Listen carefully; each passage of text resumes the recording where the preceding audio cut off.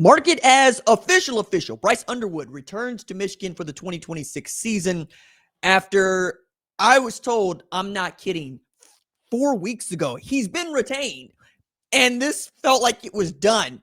But the announcement and making it formal and spreading it out to insiders and making it into a bigger deal feels like Michigan is trying to signal, yes, everything is under control.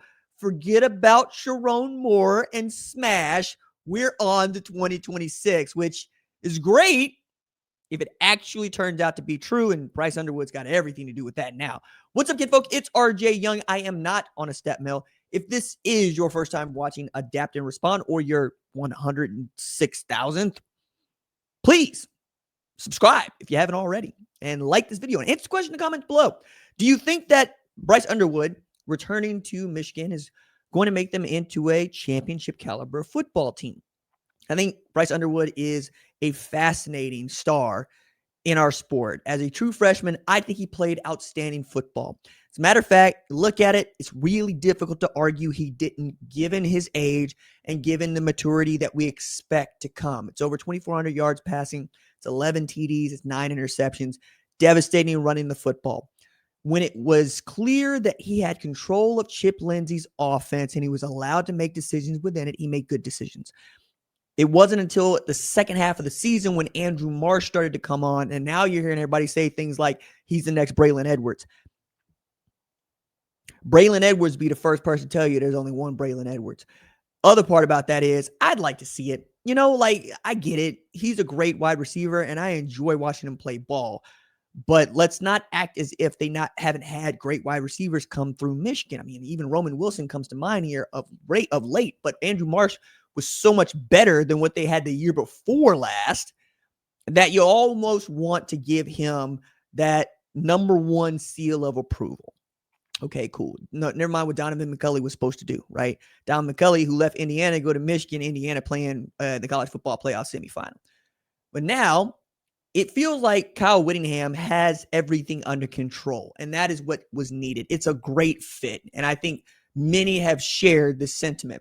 Kyle Whittingham is an old head. Kyle Whittingham is an old school ball coach. Kyle Whittingham does not have any association or ties to Jim Harbaugh, Sharon Moore, the previous regime that was in place at Michigan. Kyle Whittingham is also bringing in a lot of Utah flavor, and I do mean the state of Utah as well, to Michigan. Jay Hill, defensive coordinator at BYU, now defensive coordinator at Michigan.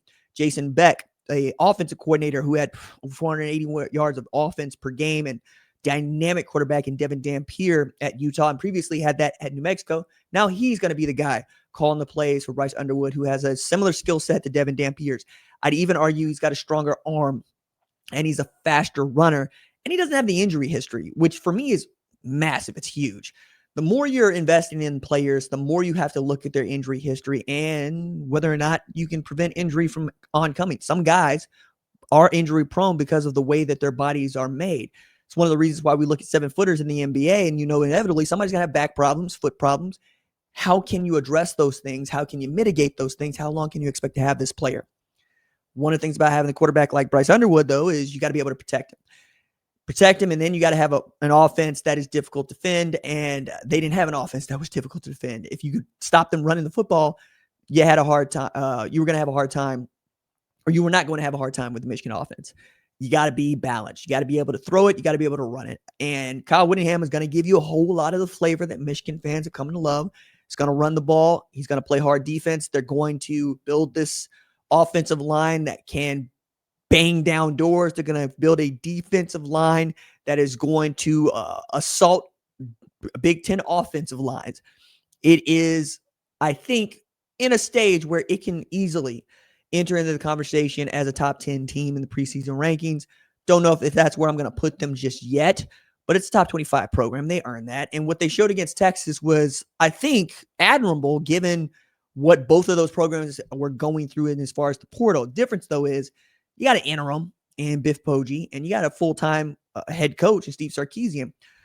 I think as we consider what Bryce Underwood has to do in 2026, it's really between the ears. Yeah, the offense is one thing, and yes, getting the infrastructure around him better is important. But Underwood making quicker decisions, faster decisions, getting the ball out of his hands, and taking more control of the offense is going to be the thing that separates Michigan in 2026, if there is a thing to separate, right?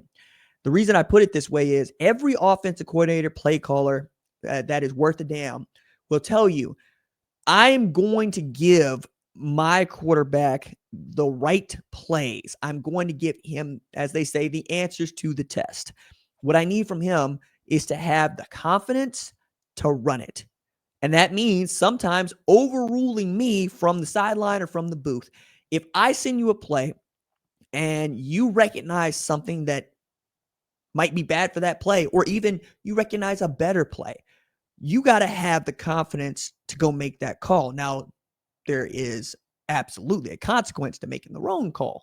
You don't really get that opportunity. The best way I can think of putting this is also just relating it to basketball and guys that got the green light to shoot and guys that don't. When you can give a quarterback the green light to shoot, usually you got a dude that everybody else knows is difficult to defend, because now you have a guy that's on the sticks, right? Those of us that play EA Sports College Football 26 and we play it at a high level, we don't just drop back and play quarterback. We move the cursor. We player select. We not only call our hot routes pre-snap, we will take control of the wide receiver and we will bend him one way or the other to undercut, to overrun, and we'll accelerate, decelerate, because we have all of these controls at our beck and call, and we instinctively know how to use them. That is what separates a really good man on the sticks from a really okay man on the sticks. What I want from Bryce Underwood is to be that guy that has the ability to slide protections, the ability to move men in motion, to the ability to underthrow balls and overthrow balls, because he knows where defenders going to be or where he knows defenders' tendencies are. This is why you on the phone with Tom Brady. This is why you want Tom Brady in your ear. It is those things. Those are the things that are going to separate him when we talk about being elite.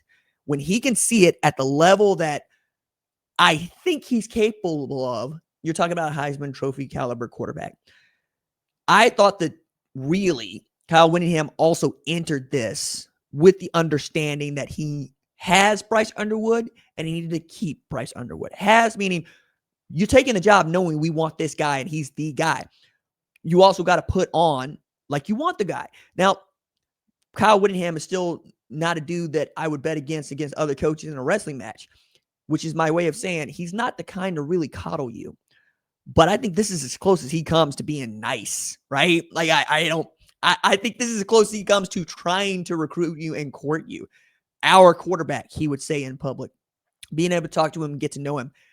Whittingham has also been really, really loud about the guys that he likes, and he really liked Cam Rising. He also doesn't have a whole lot of patience for guys that he thinks are soft.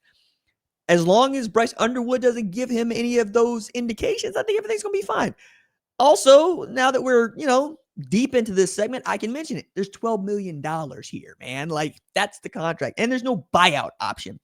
And I kind of find it funny that everybody outside of Michigan is still fascinated about his $12 million number. Everybody inside of Michigan is like, it's money. What's the deal? If he can't play, he can't play. Yeah, all right, cool. $4 million a year for 3 years, right?